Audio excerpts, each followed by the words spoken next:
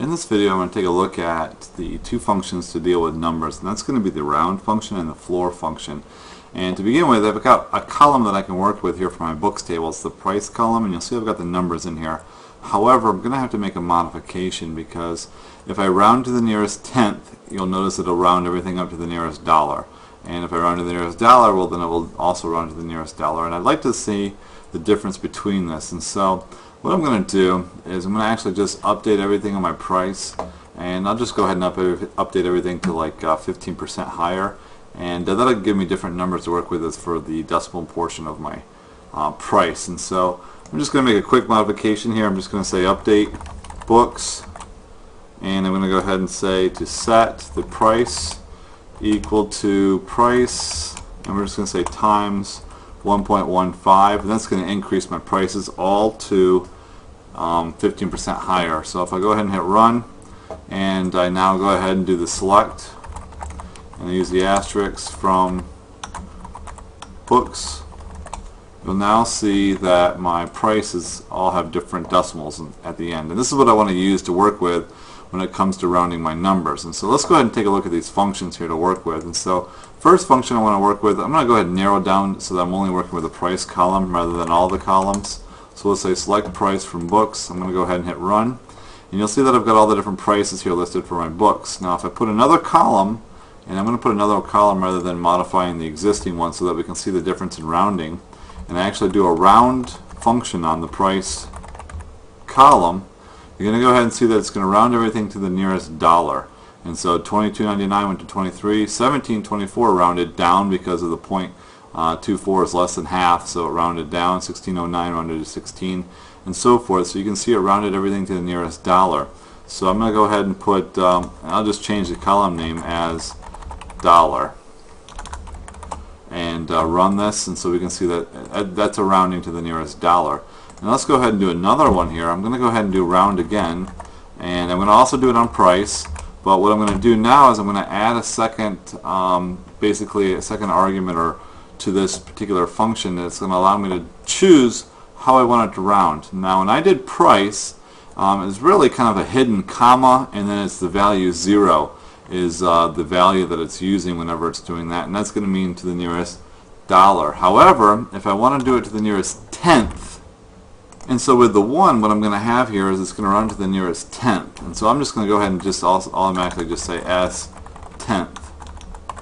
And let's go ahead and run this, and what you're going to see is a difference here. It actually rounded everything to 17.2, which means it rounded it down because of the 4. And 23 got rounded up, but 16.09 got rounded to 16.1 because it's rounding to the nearest tenth. And so as the numbers increase, it increases the values beyond the decimal point. So if I wanted to round to the nearest hundredth, well then I'm going to go ahead and say round, and I'm going to go ahead and do price, and let's go ahead and do comma 2. Now with my prices, you're not going to notice much of a difference here because I don't have a number beyond the hundredth to do any rounding, so you're not going to see anything here. But this gives you the idea of how to actually make this work. Now if I want to go backwards, I can go ahead and do a -1. If I do a -1, this is not going to round it to the nearest tenth, it's going to round it to the nearest tens. And so I'm going to go ahead and put and let's just put tens, the 10 spot, and you'll see now that I rounded everything up to the nearest $10 that I have to work with. And so everything I've got here to work with, 17, 22, and 16, they all get rounded up to 20. However, 5 gets rounded to 10, and I have nothing under $5, so nothing's going to be at 0. However, if I had something under $5, you'd see a 0. And so it's going to work the other direction. 0 being the starting number to work with, or the default number does the single dollars, and then so if I go lower than 0, every time I go lower than 0, it jumps up another 10 spot. Up until, so if I did a -2 here, it would actually do hundreds spot, and so if I ran this, you're going to see everything's going to be 0 because nothing's over $50.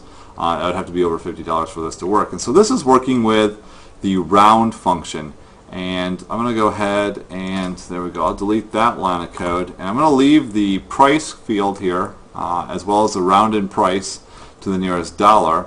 And just to make it so you guys can understand, you can put a comma 0, and that's going to be the same result because the 0 is going to default to the dollar.